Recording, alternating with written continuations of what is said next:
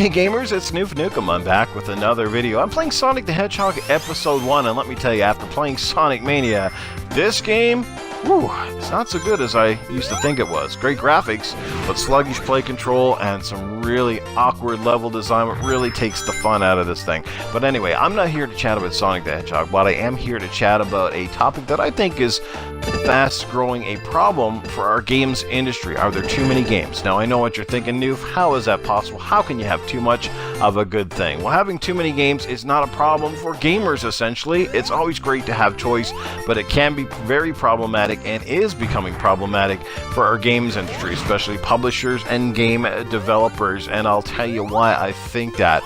Don't you remember the old days? Don't you remember the days of the Sega Genesis or the Super Nintendo, or even going back to the 8-bit era when you were lucky to buy one game or even have one game released a month? And back then, if you probably had 25 games on a console, you thought you were doing great. I mean, heck, I know people now that probably buy 25 games a week.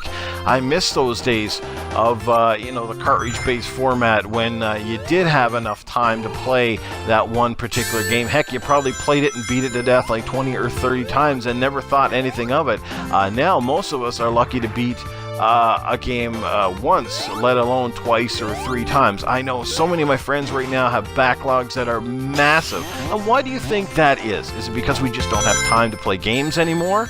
No, it's because between multiplayer games and the multitude of indie games and AAA titles and things come out, there's just so many games. I mean, just a few years ago on Xbox Live Arcade, for example, was Summer Arcade, when you were lucky to get 3, 4, or 5 titles within the run of several months.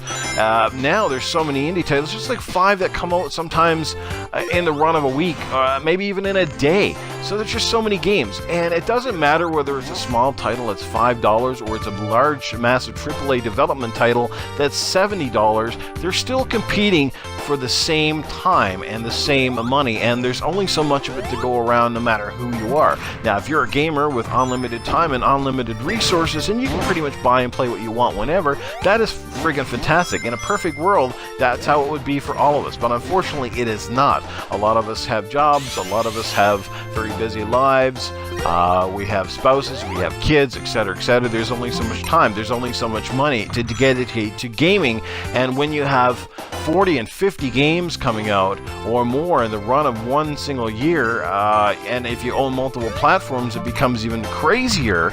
You can only buy so many games, and we already know that when you're on a limited budget, you have to be very selective about how many games that you can buy. So the more games choices are out there, the more you have to think about your purchase. And for me, I buy a fair amount of games every year. I probably buy a couple a month anyway on disc, but the average consumer probably only buys maybe 6 a year. I think statistics show they generally don't buy that many, and that's the larger portion of game players. So they're going to be very selective about what they buy. That means the Call of Duty games and the Grand Theft Autos of the world usually always take priority because they know that's a game that they're probably going to play more often than the other games, and they will get their money's worth. So that in itself kind of makes publishers think about the kind of game that they're going to build, because they want to make sure it is a game that, gamers are going to spend their hard-earned time and money on, whether it's DLC or the game itself.